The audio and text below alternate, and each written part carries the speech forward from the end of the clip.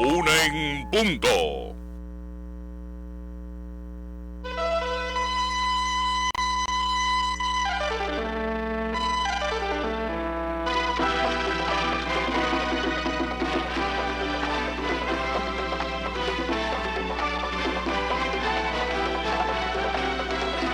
Noticiero Nacional de Radio. Buenas tardes, felicita Miguel Díaz-Canel a los educadores cubanos en su día.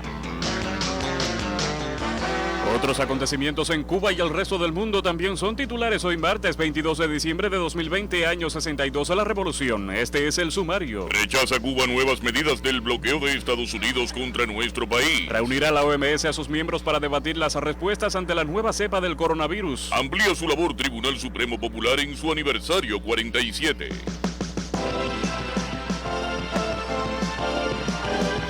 Ahora para la información precisa, Marlon y Jorge Luis Ríos le sugerimos conocer detalles sobre la labor en Granma de los ganaderos para la recuperación del sector.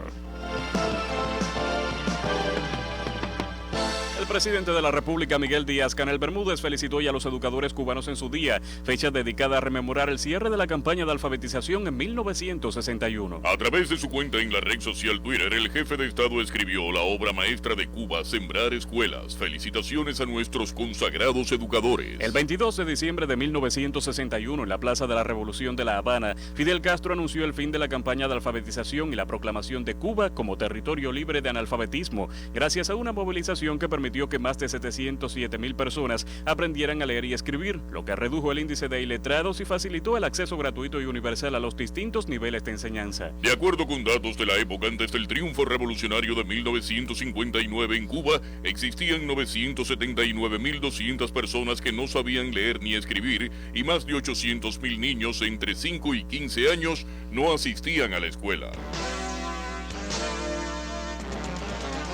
Los camagüeyanos celebraron hoy el Día del Educador. Los camagüeyanos, acompañados por la integrante del secretariado del Comité Central del Partido Comunista de Cuba, Olga Lidia Tapia Iglesias, la ministra de Educación Enaelsa Velázquez y la secretaria general del Sindicato Nacional de Trabajadores de la Educación, las Ciencias y el Deporte, Niurka María González, junto a las máximas autoridades políticas de gobierno y de las organizaciones sociales y de masas de la provincia de Camagüey, efectuaron el acto nacional por el Día del Educador. Maestros, profesores y trabajadores de varios municipios camagüeyanos y de las provincias de Santiago de Cuba, Granma, Guantánamo, Las Tunas y Cienfuegos recibieron reconocimientos que avalan la consagración y el desempeño destacado en disímiles frentes de trabajo, con una trayectoria meritoria durante muchos años. La ministra de Educación, doctora en Ciencias Enaelsa Velázquez, recibió el reconocimiento especial y el sello Valientes por la Vida que otorga el Sindicato Nacional al Ministerio de Educación.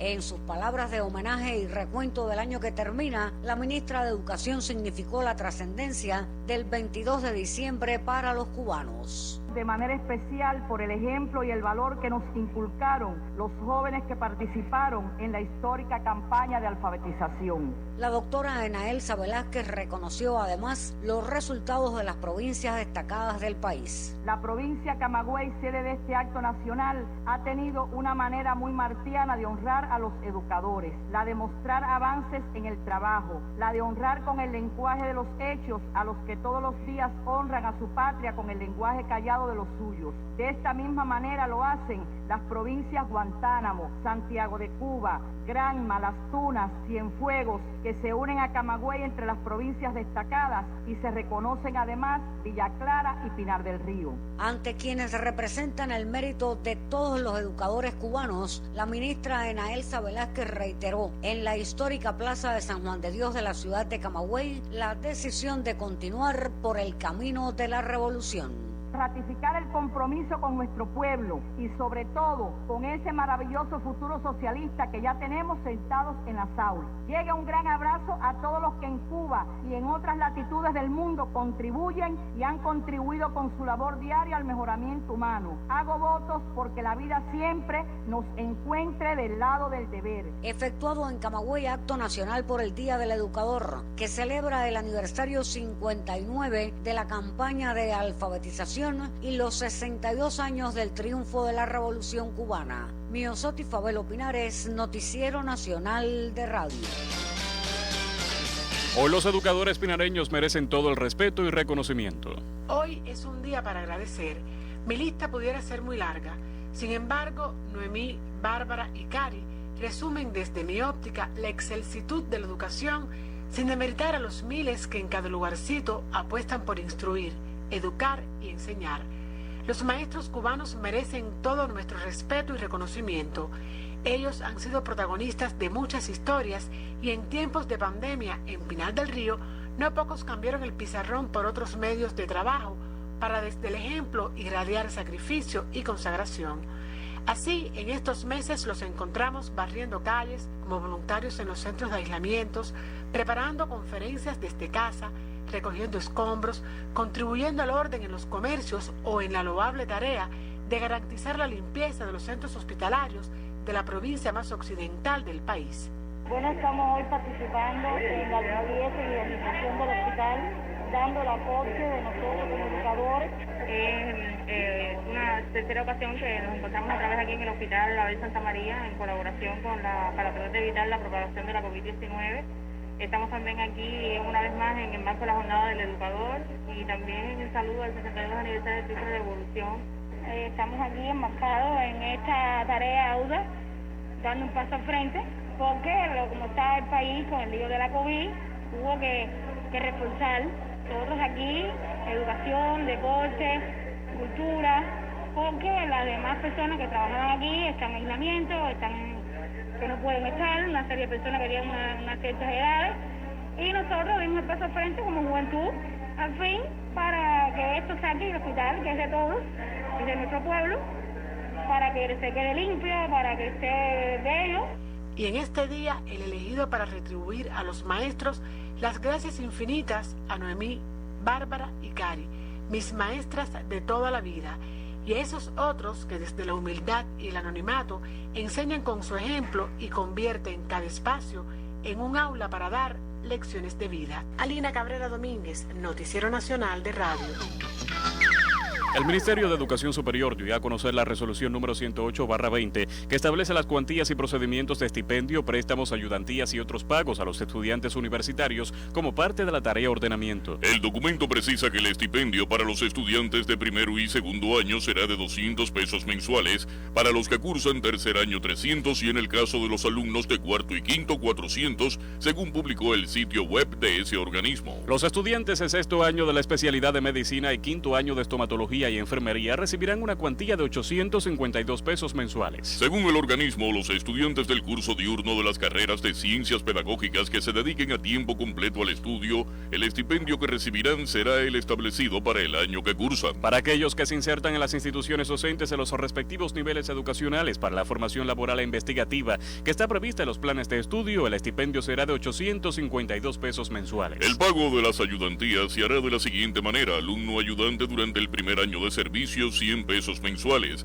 en el segundo año de servicio 140 pesos, en el tercer año de servicio 180 pesos y durante el cuarto y quinto año de servicio 220 pesos mensuales. También se definió el tema de las prácticas laborales, que ha establecido que para los gastos de alimentación y transporte de los estudiantes que realicen la práctica laboral del curso diurno se entregará una tarifa diaria de 90 CUP de almuerzo y 30 CUP para la transportación. Finalmente, el documento que entra en vigor el 1 de enero de 2021 aclara que a los alumnos de la carrera de Cultura Física y de programas de formación de ciclo corto que tienen vinculación como profesor o maestro durante un semestre o curso, se les pagará 851 CUP.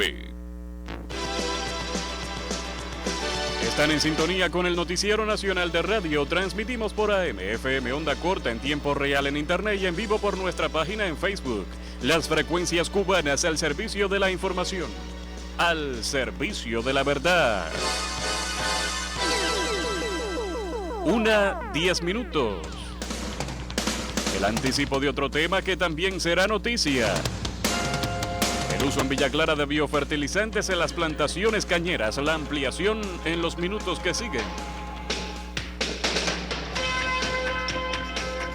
El presidente Miguel Díaz-Canel Bermúdez dio la bienvenida a la Brigada Médica Cubana que combatió a la COVID-19 en Perú. La brigada del contingente Henry Riff, que combatió contra la COVID-19 en Perú, llegó a suelo cubano este lunes 21 de diciembre por la terminal número 5 del Aeropuerto Internacional José Martí.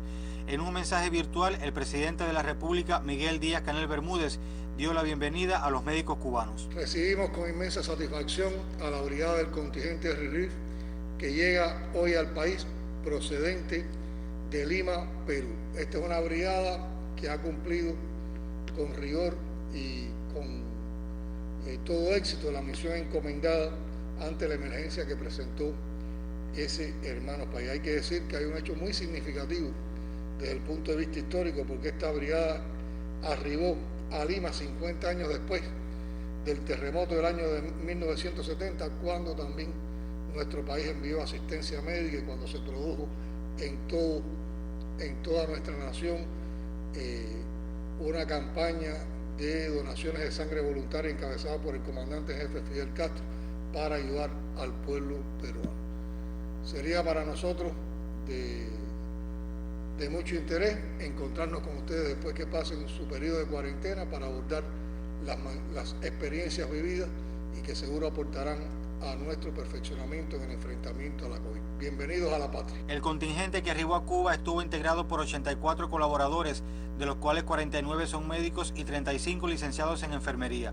Los colaboradores cubanos centraron su trabajo en 4 departamentos, con una labor destacada en la atención primaria de salud, el seguimiento a casos positivos desde los hogares, la pesquisa y las intervenciones médicas hasta lugares en los que algunos de sus habitantes nunca habían recibido atención médica. El trabajo se realizó en 6 hospitales, directamente en zona roja en hospitalización de casos positivos y en las unidades de cuidados intensivos prestando su ayuda a pacientes críticos. Asistió al recibimiento Regla Angulo Pardo, viceministra de Salud Pública. Jesús Matos, Sistema Informativo de la Radio Cubana.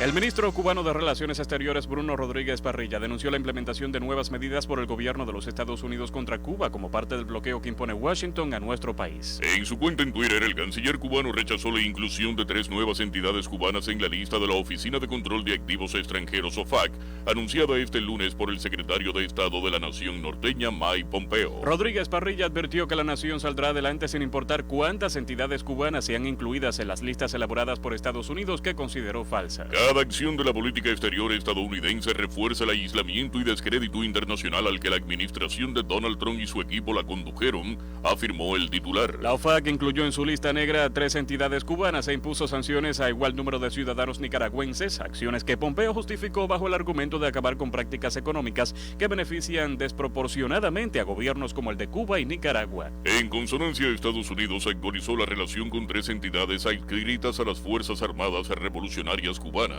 el Grupo de Administración Empresarial S.A. y las firmas subsidiarias financieras Cimex S.A. y Cave Coffee S.A.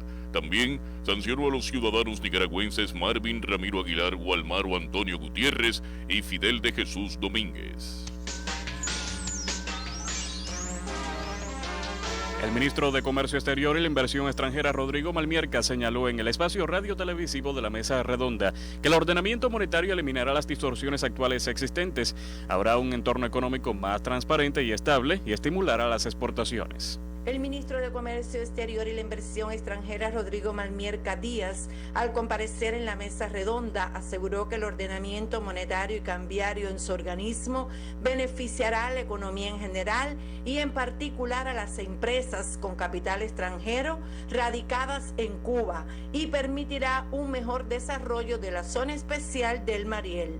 Esta tarea de ordenamiento va a beneficiar al capital extranjero. Primero porque logra eliminar una serie de distorsiones que existen en nuestra economía, va a establecer un entorno macroeconómico más transparente, más estable. Las exportaciones se van a promover por el mismo hecho de que ahora cuando uno exporta $1, pues va a recibir 24 pesos.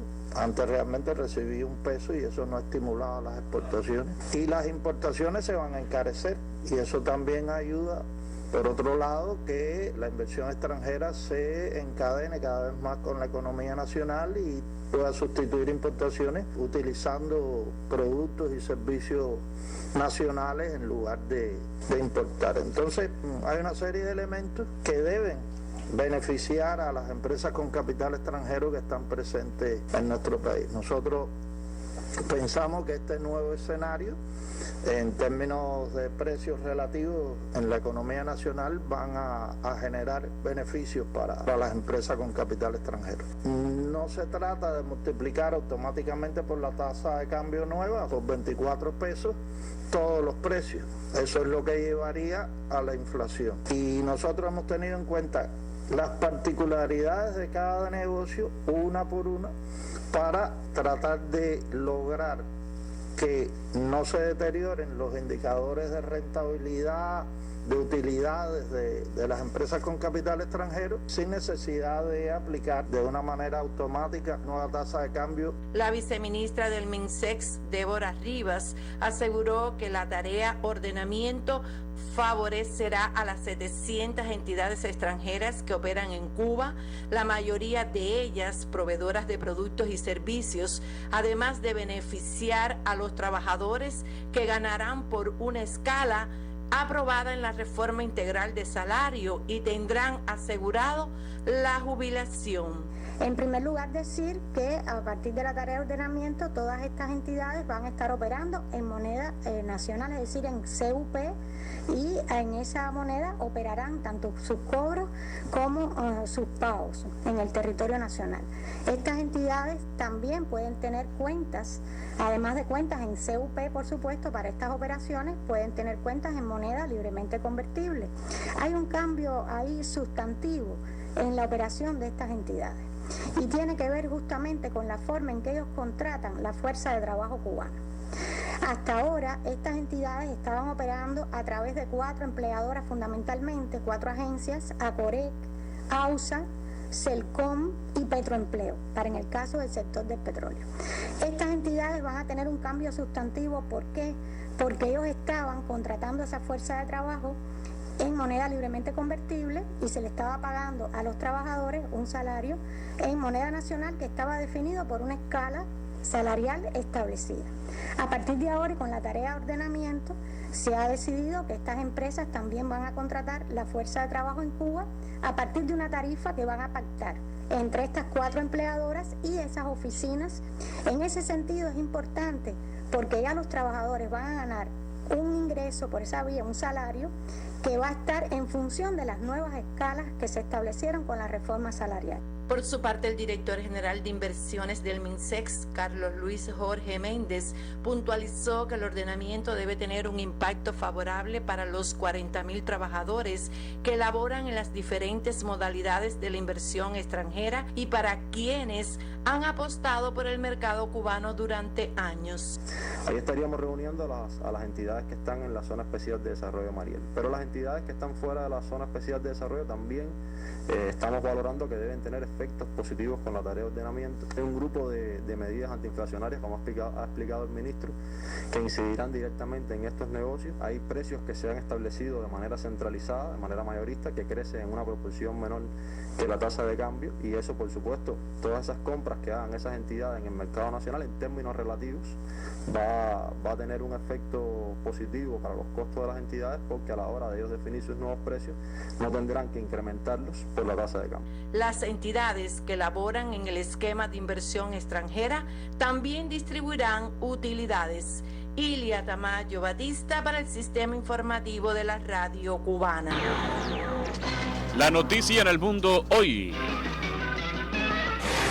La Organización Mundial de la Salud, OMS, convocará una reunión de sus miembros para discutir posibles respuestas a la nueva y más infecciosa cepa de coronavirus detectada en el Reino Unido. La decisión fue anunciada por el director para Europa de la OMS, Hans Kluge, sin precisar la fecha de la cita y confirmando al mismo tiempo que se planea otro encuentro a nivel del viejo continente. En su cuenta de la red social Twitter, Kluge precisó que la reunión de la División Europea de la OMS discutirá sobre la estrategia de testeo, reducción de transmisiones y comunicación sobre los riesgos. Kluge consideró la limitación de los viajes para contener la propagación de la nueva variante del SARS-CoV-2 como prudente hasta que se tenga más información, pero pidió que las cadenas de suministro de bienes esenciales y los desplazamientos necesarios se mantengan. En vísperas vísperas de las fiestas navideñas, que son sinónimo de viajes y reuniones, la Unión Europea, UE, y la Organización Mundial de la Salud, OMS, intentan este martes unificar las medidas tomadas por los diferentes países y trazar una estrategia común con el fin de evitar una propagación descontrolada de la nueva cepa. En este contexto, la UE busca una reapertura de fronteras coordinada y permitir los regresos puntuales de viajeros y camioneros bloqueados por las medidas adoptadas repentinamente desde el fin de semana. En un comunicado, la Organización Mundial de la Salud advirtió en contra de desatar una gran alarma sobre esta nueva variante, al insistir en que se trata de una parte normal de la evolución de una pandemia y elogiando al Reino Unido por detectarla. La OMS reiteró este martes que aún no hay suficiente información para determinar si la nueva cepa podría afectar a la eficacia de las vacunas en curso y remarcó que se investiga esta cuestión. Por lo pronto, un fármaco adaptado a la nueva variante del virus registrada en el Reino Unido podría ser suministrado en 6 semanas, llegando al caso, según anunció hoy el laboratorio alemán BioNTech, creador junto al estadounidense Pfizer del primer antídoto contra la COVID-19, aprobado internacionalmente. No obstante, el cofundador de BioNTech, Ugur Sahin, aseguró que era muy probable que su actual vacuna sea totalmente eficaz contra esa cepa que es más contagiosa y hace temer un aumento de los casos. La cadena CNN informó este martes que las farmacéuticas Pfizer y Moderna están probando también sus vacunas para el COVID-19, la nueva cepa de propagación rápida del virus que ha surgido en Gran Bretaña. Moderna espera que la inmunidad de su vacuna proteja contra las variantes de la enfermedad y realizará más pruebas en las próximas semanas para confirmarlo. Por su parte, Pfizer sostuvo que está generando datos sobre que también las muestras de sangre de personas inmunizadas con su vacuna pueden neutralizar la nueva cepa del Reino Unido. Entre tanto, la vacuna Sputnik V sería altamente efectiva tanto contra la nueva mutación del virus descubierta en Europa como contra las cepas existentes, según confirmó Kirill Dmitriev, director del Fondo de Inversión Directa de Rusia que financió la creación del fármaco por el Instituto Gamaleya. La nueva variante del SARS-CoV-2 tiene mutaciones que podrían significar una mayor propensión a infectar a los niños, a diferencia de cepas anteriores, alertaron científicos del grupo asesor británico sobre amenazas del virus respiratorios nuevos y emergentes NERF-TAX. La profesora de NERF-TAX y especialista en virología Wendy Berkeley destacó que en la nueva variante se encuentran cambios en la forma en que ingresa a las células humanas, lo que puede significar que los niños son quizás igualmente susceptibles al virus que los adultos. El profesor y epidemiólogo de enfermedades infecciosas en el Imperial College de Londres y también miembro del grupo asesor NERF-TAX, Neil Ferguson, coincidió en que dados los patrones de mezcla de la nueva cepa es de esperar que se infecten más niños.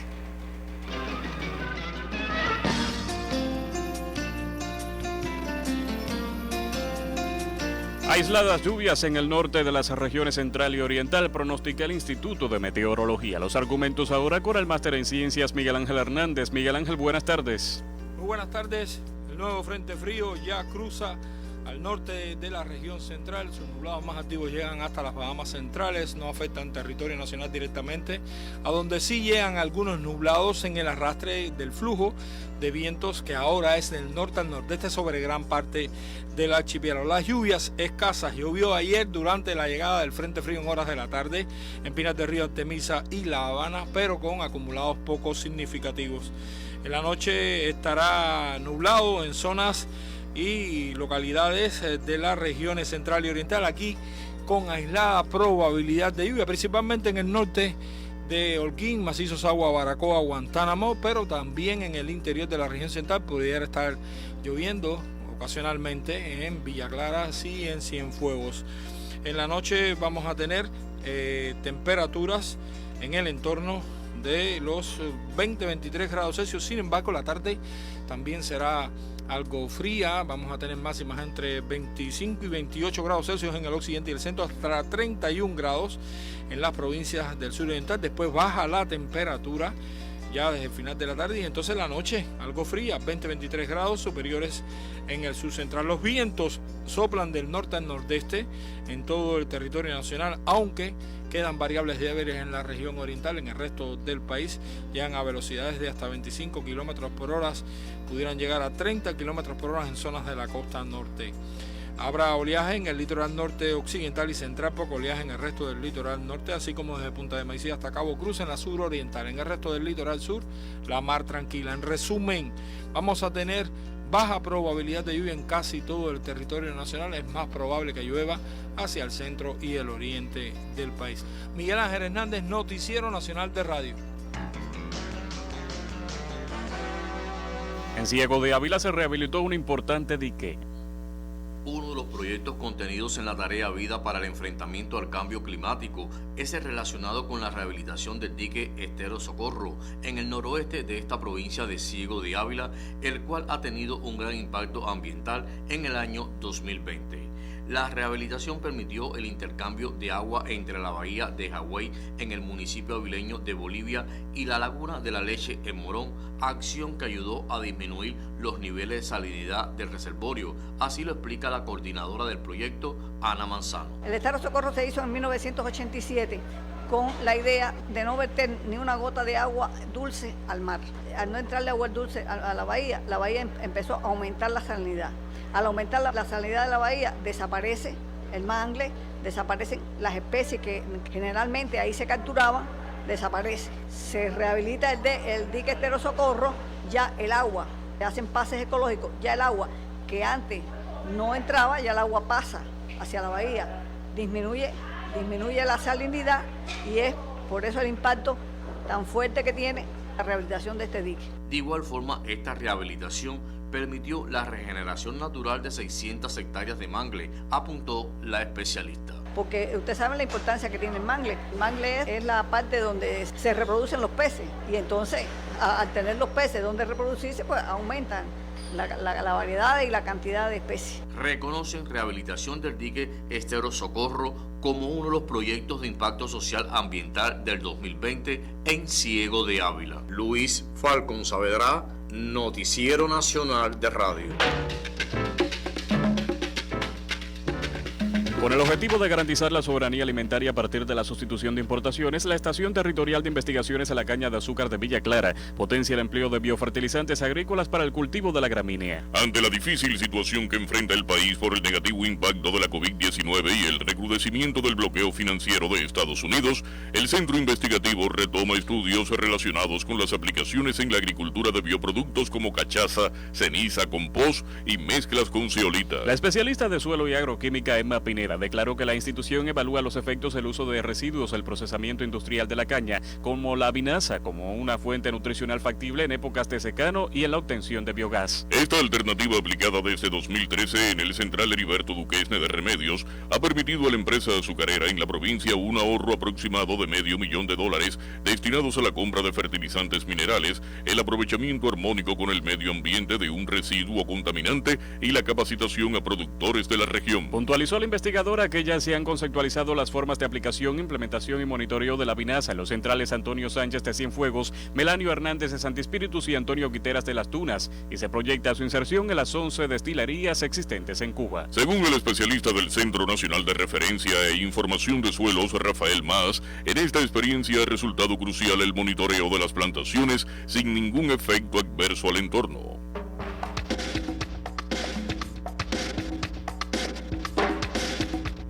Nuevas inversiones se ejecutan en la empresa espirituana Sur del Jíbaro para incrementar la producción de alimentos. La empresa agroindustrial de grano Sur del Jíbaro de la Sierpe moderniza sus áreas de producción con el ánimo de diversificar los renglones y aumentar sus capacidades de almacenamiento y procesamiento del arroz que se entrega para el consumo de la población.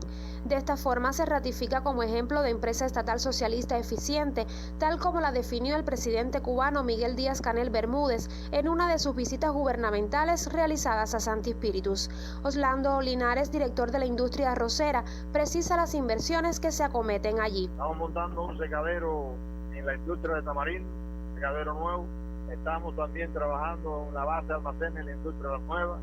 Estamos trabajando en un centro de beneficio de vianda, frutas y vegetales ahí en la empresa, y estamos montando también una planta para procesar polvo de moringa a partir de la moringa agrícola de la planta, y esta planta termina con una línea de producción de galletas para la población. Al referirse al impacto de la modernización y expansión de algunas áreas productivas, la fuente aseveró: primero, lograr el encadenamiento productivo que hace falta hoy en día es fundamental, encadenar todas las producciones y lograr producto final, en este caso el arroz, las viandas, frutas y vegetales procesadas y la moringa, sea un producto más terminado, un valor agregado a ese producto en la cadena. Empresa agroindustrial de grano sur del Jíbaro de la Sierpe por el camino de la modernidad tecnológica y diversidad de producciones.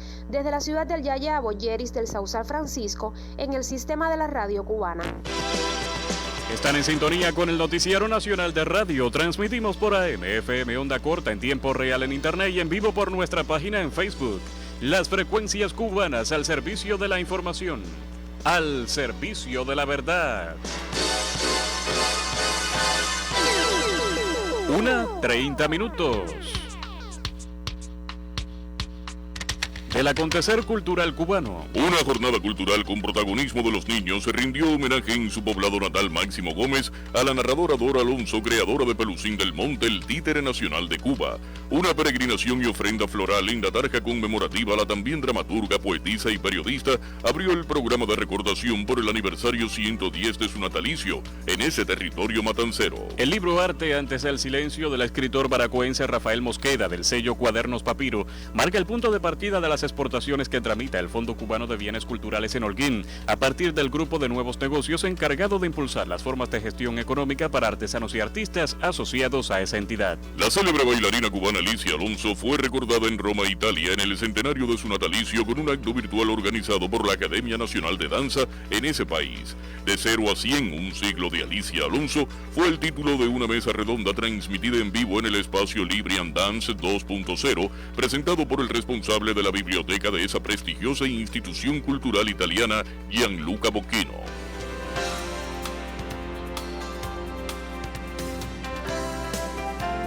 Rina Peñalver es una de esas pedagogas consagradas que por más de 70 años ha contribuido a la formación de las nuevas generaciones. Rina va por la vida sin pensar en sus 94 años. Lo de ella es el aula desde hace 70. Añoraba ser maestra y especialmente soñaba con subir las escalinatas de la Universidad de La Habana, pero lo sabía difícil. Era pobre y negra, casi 2 pecados antes de 1959. Sin embargo, nunca se rindió. Logró hacerse maestra sustituta, una modalidad de aquella época cuando la educación no era masiva. Yo era sustituta en el capitalismo. Había una oficina en la calle Teniente Rey y había un señor encargado de recibir las llamadas por teléfono, donde cada escuela reportaba la ausencia de un maestro. Nosotros acudíamos y entonces Luis nos decía, bueno, le toca una tarjeta, le toca fulana, sustituir por 3 días en la Uinera. Y así sustituíamos en distintos grados. Y cuando cogíamos una sustitución de una semana, aquello era una alegría tremenda. Aprendí mucho en esa etapa. Yo tenía, por ejemplo, 8 pesos de salario por sustitución. Y aprendí que los niños no tenían ni el centavo para comprar el pan con guayaba. Yo y todos los maestros le comprábamos la merienda a los muchachos para que pudieran merendar. Y entonces ahí me hice más humana. Se presentó a exámenes de oposición y ganó una plaza fija como maestra de la enseñanza media, a la vez que continuaba preparándose para el nuevo paso, entrar a la universidad. Y otra vez Rina exámenes por la libre de oposición y gana el 3er escalafón. Al fin sube la escalinata y matricula pedagogía. Recuerda con orgullo que Fidel en ese mismo curso entró a la Alta Casa de Estudios y participó con él en algunos mítines que convocaba. Graduada ya de doctora en pedagogía, continúa su labor de maestra y en eso triunfa la revolución que cambió totalmente la vida del sector. Sin discriminación, con armonía y con el permiso para seguir estudiando, y por eso soy revolucionaria. Y yo digo, y eso se lo debo a Fidel. La experiencia y la vida hace que Rina tenga sus propios métodos para enfrentar un aula de adolescentes. A veces ellos están excitados y entonces yo les digo, no, mucha energía, pero energía a veces negativa. Vamos a hacer cuclillas y hacemos cuclillas. Y ellos dicen, pero usted va a hacer cuclillas. Cuclillas. Bueno, vamos a ver, en otra oportunidad, porque yo les digo, ustedes, a ver quién dijo que yo solo sé que no sé nada. ¿Qué quiere decir eso? Y entonces ellos a pensar que siempre hay algo que aprender. Yo con ellos les digo, ustedes son, por ejemplo, muchachitas de pelo largo, ideas cortas. Entonces a ellos les gusta eso. En la facilidad está la dificultad. Y entonces ellos se la pasan a, ¿qué quiere decir? 70 años en un aula y una sólida formación ideológica son suficientes para que Rina considere que la escuela tiene que reforzar el tema de los valores. Nosotros en la escuela estamos instruyendo, pero necesitamos educar y la escuela tiene el deber de suplir lo que la familia no ha sido capaz de realizar, lo que en la esquina no ha sido capaz de discutirse con la población. La escuela tiene un papel fundamental. Hoy me parece que hay que rescatar los valores patrios, porque hay un choque entre los valores y la economía, la situación económica. Y en eso se nos va olvidando que los problemas económicos no nos pueden afectar en cuanto a la personalidad, en cuanto al humanismo, a la ética, a la equidad. De figura menuda y carácter alegre, esta educadora siempre está rodeada de sus muchachos del PRE Sergio González López en Centro Habana, a los que no piensa dejar para ir a descansar. Por eso yo me voy a jubilar, no, cuando el cerebro ya no me permita razonar, o cuando tenga problemas de las relaciones humanas, de incomprensión, que a mí si me dicen, te tienes que ir para tu casa, sería ya la muerte. Mi felicidad es eso, estar en contacto con el hombre, con la sociedad. Soy Margarita Torres en el Noticiero Nacional de Radio.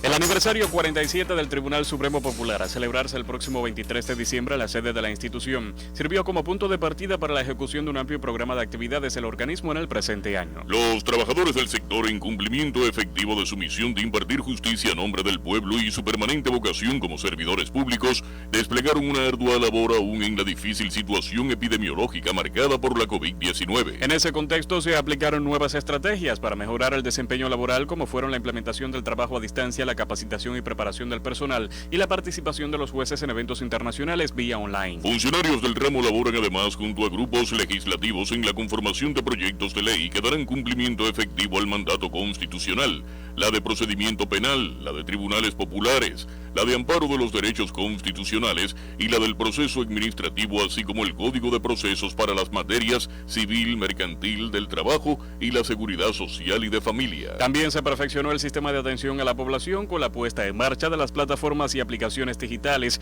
correo electrónico y otras vías telemáticas para la realización de los actos procesales de comunicación con las partes. Entre las actividades desarrolladas destacan también jornadas de trabajo voluntario relacionadas con la limpieza y embellecimiento de la base logística y de servicios radicada en la barriada capitalina de Casablanca.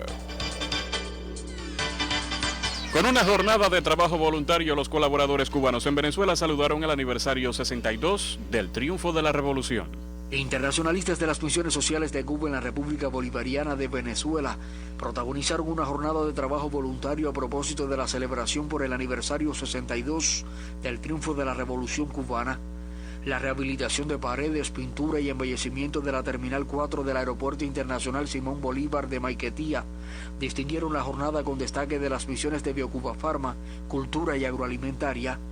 Las acciones de remozamiento mejoraron las condiciones del centro, lugar por donde viajan los colaboradores entre Caracas y La Habana para disfrutar de vacaciones y cierre de misión. Las labores contribuyeron también con el engalanamiento de la terminal, devenida anfitriona del acto político-cultural por el nuevo cumpleaños de la victoria de enero en la nación bolivariana.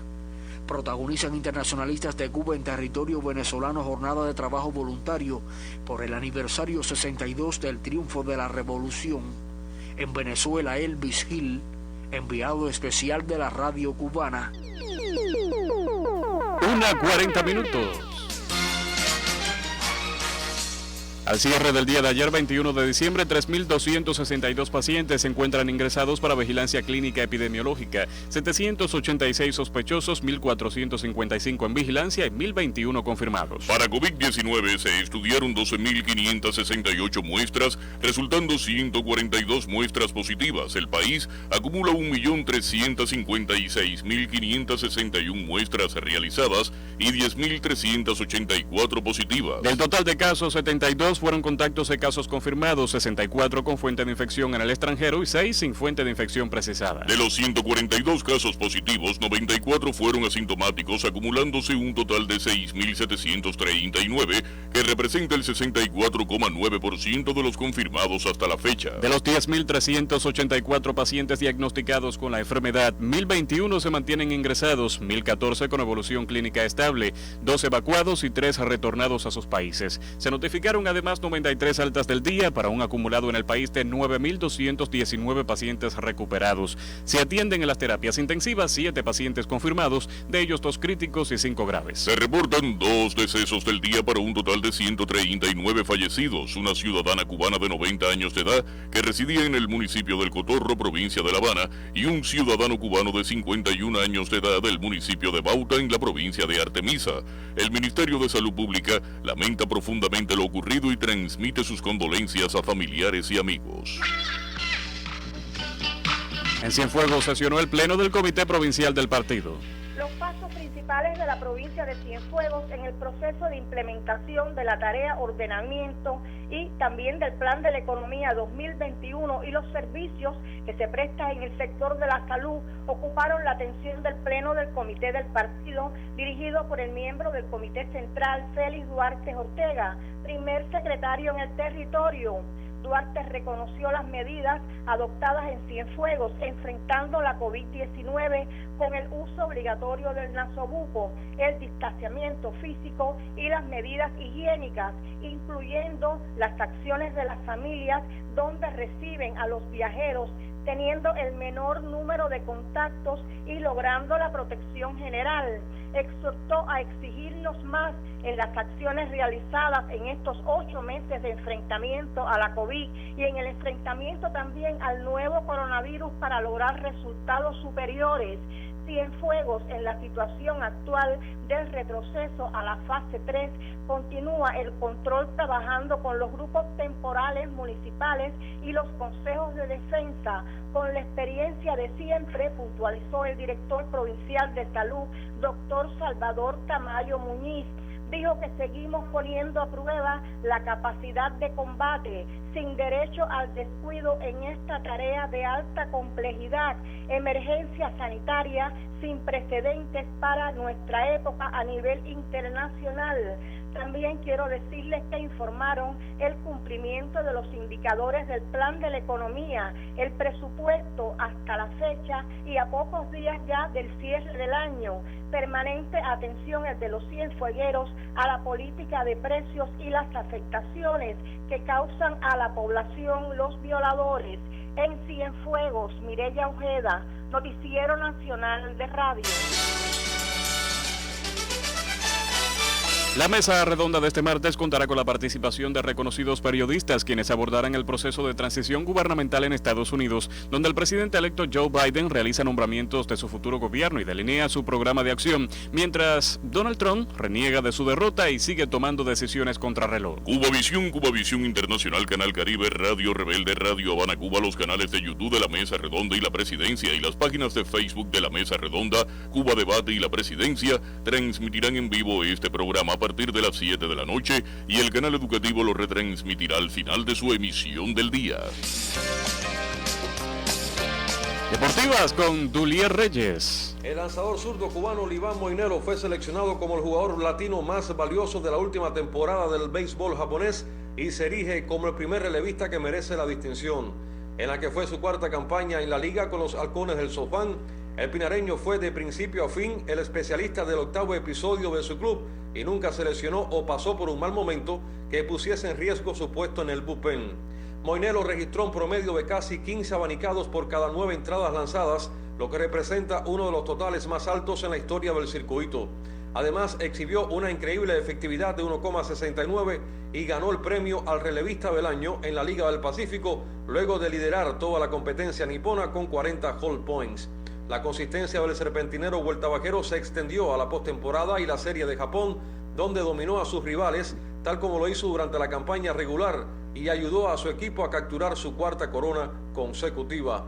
Y hablando de lanzadores de calidad en el béisbol cubano que dejan su huella en otras naciones, los Leones de León se impusieron 6-4 a los Tigres de Chinandega y el granmense Lázaro Blanco consiguió su tercera victoria en la presente edición de la Liga Profesional Nacional de Nicaragua.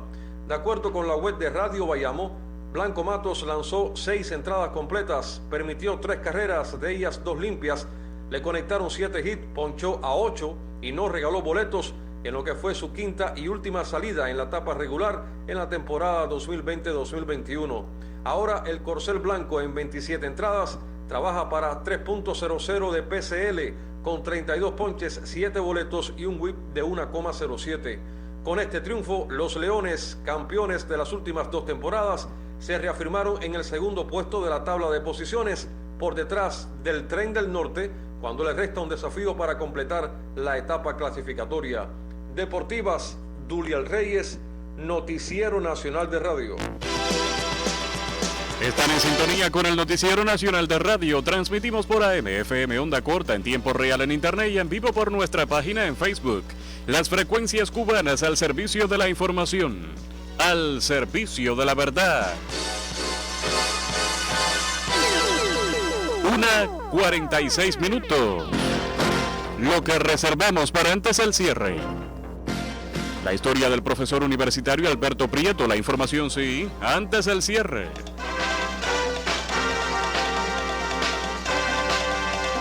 Jamaica y Cuba refuerzan hoy la cooperación en materia de salud con el arribo a Kingston de 40 profesionales enviados por La Habana para aliviar la compleja situación epidemiológica en esa nación del Caribe anglófono. La llegada de estos médicos, enfermeras y técnicos refuerza la brigada médica ya instalada en el país, que según datos oficiales hasta el momento ha atendido a más de 12,000 casos positivos a la COVID-19 y se acerca a los 300 decesos a causa de esa enfermedad. Galenos cubanos aseguran que su trabajo en Jamaica es una muestra más de la vocación solidaria de nuestro país, sobre todo en el contexto marcado por el impacto de la COVID-19, enfermedad declarada pandemia por la Organización Mundial de la Salud. Durante la reciente cumbre Cuba-CARICOM, el presidente de la República, Miguel Díaz-Canel, reafirmó la disposición de nuestro país a mantener la cooperación en este y otros sectores con los países del área caribeña, en especial en el enfrentamiento a la COVID-19. La recuperación ganadera se hace realidad en una empresa granmense. Trabajadores de la empresa de genética y cría Comandante Manuel Fajardo del municipio granmense de Jiguaní defienden y desarrollan un proyecto ganadero creado por el comandante en jefe Fidel Castro Ruz. El proyecto convirtió a la entidad en la cuna del charolais cubano, una identidad de la que viven orgullosos cuando la recuperación ganadera es palpable en la entidad, explicó su director Edgardo Benítez Figueredo. Cuando Fidel creó esta empresa se creó con el proyecto El Charol y se creó allí en San José del Retiro. Nosotros eso lo hemos mantenido. Hemos venido recuperando la empresa en toda esa proyección del Charol, que ha sido la raza por la cual se ha reconocido esta empresa y por la que se conoce en el país entero. O sea, la cuna del Charol cubano. Además de charolais cubano, está la empresa de su tipo más grande del oriente cubano y una de las fundamentales del país. También tiene proyectos de cría de ganado siboney, chacuba, cebú y criollo. Desde su fundación en 1979, los trabajadores de la empresa de genética y cría Comandante Manuel Fajardo tienen entre sus fundamentales misiones la de promocionar sementales para la inseminación artificial. En tal sentido, destaca que ahora mismo trabajan con fuerza en la recuperación de la transferencia de embriones, una tecnología de alto desarrollo en el mundo, apuntó Benítez Figueredo al dar a conocer el quehacer empresarial. Estamos trabajando ahí en esa granja que nos puede ayudar a recuperar más aceleradamente, es el tema de la transferencia de embrión, que lo estamos trabajando ahí con los compañeros del CIMA-GT de La Habana, que nos están asesorando, nos están ayudando. Defienden y desarrollan trabajadores granmenses proyecto ganadero creado por el comandante en jefe Fidel Castro Ruz. Alminer Cabrera Ríos en el Noticiero Nacional de Radio. La empresa de estructuras metálicas de Las Tunas, próxima a celebrar su aniversario 40, exhibe sus potencialidades para lograr resultados positivos en el nuevo contexto económico. La empresa de estructuras metálicas de Las Tunas, Paco Cabrera, este año logró sobrecumplir su plan de ventas al 102%, a pesar de las dificultades impuestas por la pandemia y la crisis económica. Esta fábrica, próxima a celebrar su 40 aniversario, es imprescindible para la concreción de proyectos ambiciosos de la Zona Especial de Desarrollo Mariel, del turismo, el programa de alimentos y la inversión extranjera. Para este 2021, en un escenario económico diferente, las proyecciones son más ambiciosas. Tenemos un plan y dentro de ellos tenemos dos objetivos fundamentales para el año que viene. Julio César Tamayo Rodríguez, director de Metunas. Primero, prepararnos con todas las orientaciones que ha dado el gobierno y el partido y el país. Segundo, cumplir todos los planes de presupuesto, y como tercer objetivo tenemos que exportar. Como uno de los objetivos fundamentales, la exportación. Nos hemos estado preparando y hemos señalado los principales productos que vamos a exportar, sobre todo en el tema de conformación de metales, y con eso creamos un grupo de desarrollo nuevo, creamos un grupo de exportaciones que van a tener toda esa función de localizar el mercado, de prepararse con el tema de la exportadora y buscando los países, sobre todo en el Caribe, que es donde queremos introducir estos principales productos. Los trabajadores son el motor impulsor de esta fábrica de fábricas. Ellos se sobreponen a las dificultades materiales y crean soluciones que mantienen en movimiento a las máquinas. Solo este año se han ahorrado más de 800.000 pesos por concepto de innovación. Alexander Fernández Arévalo, especialista superior mecánico, comparte su experiencia. Este año presentamos un proyecto el cual consiste en la reconversión de un torno búlgaro C11MT a una roscadora. Esta necesidad se nos dio hace alrededor de 2 años debido a que las máquinas de herramientas que se llaman roscadoras, que utilizábamos para hacer la producción de pernos y sensores, que son los que fijan y trancan una nave cuando se está montando, dieron problema. No podíamos asumir esta producción con terceros debido a que otras empresas estaban ocupadas con determinadas producciones, y se nos dio la necesidad de buscar una solución interna en la fábrica que permitiera viabilidad. Hicimos una adaptación con partes de la máquina de herramientas de la roscadora que estaba averiada y logramos que el torno funcionara como una roscadora. Con esto logramos varias cosas. Primero, solucionar el problema que tenía la fábrica, que era la falta de producción de pernos y sensores, que no hubiera que trasladar esas producciones hacia otras empresas, hacia terceros, ya la podíamos hacer internamente. Una mayor productividad que la que teníamos con la roscadora. El salario medio en Metunas es de 2.667 pesos y según afirma su director Julio César Tamayo Rodríguez, en la nueva etapa económica la empresa está preparada para repartir utilidades. Nuestra empresa es una empresa de las que queda en buenas condiciones. Nosotros debemos repartir utilidades teniendo en cuenta el mercado con que estamos dentro de Cuba y teniendo en cuenta la organización que estamos llevando con los trabajadores, los deseos de trabajar. Creo que estamos en un momento que debemos demostrar todo lo que hemos venido logrando hasta el momento. Y eso va a ser un año con mucha experiencia y mucha preparación y dedicación para salir adelante. La empresa de estructuras metálicas de Las Tunas marcha a la vanguardia de la industria siderúrgica cubana y está en condiciones de consolidarse ante el nuevo panorama económico. Leidiana Leva Romero para el Sistema de la Radio Cubana. Del acontecer internacional, más informaciones. China realizó este martes un exitoso lanzamiento inaugural de su nuevo cohete de rango medio Chang'e 8 que llevaba a bordo 4 satélites privados y uno secreto a una órbita sincrónica con el Sol para probar las tecnologías desarrolladas por la Academia Espacial del Gigante Asiático. Los últimos días de Donald Trump en la Casa Blanca despiertan temores entre las personas próximas al mandatario, porque debe dejar el cargo el 20 de enero y se desconoce cuál será su comportamiento y las acciones que realizará, porque continúa sin reconocer que fue derrotado en las elecciones el 3 de noviembre. Uno de los principales aliados del presidente de Brasil, Jair Bolsonaro, el alcalde de Río de Janeiro y pastor evangelista Marcelo Crivella, fue detenido este martes en su domicilio por la Policía Civil tras ser acusado de participar en una presunta red de sobornos ligados a contratos públicos fraudulentos.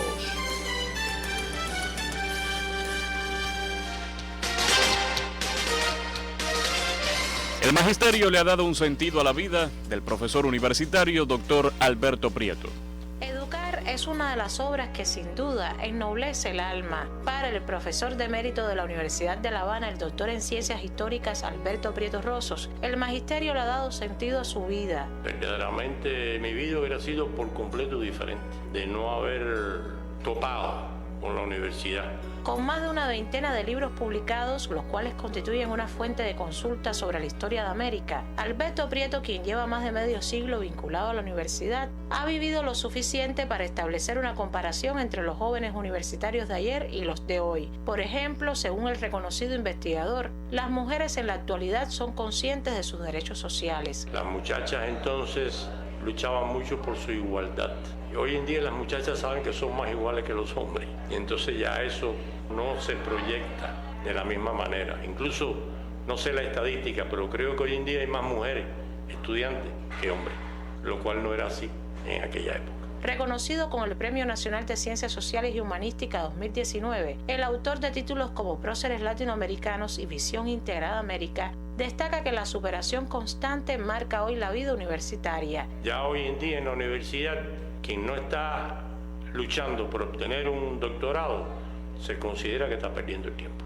Y eso es un nivel difícil de alcanzar, superior y muy respetado.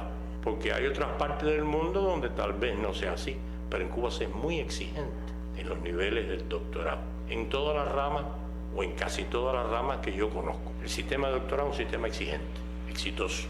Distinguido con reconocimientos como las órdenes Fran País y Carlos J. Finlay, así como las medallas Rafael María de Mendive y José Tey, Alberto Prieto advierte los desafíos que implica la enseñanza y la investigación en el campo de las ciencias sociales. Las ciencias sociales es un mundo más difuso que la ingeniería o que la medicina, donde lo que hay que superar es evidente.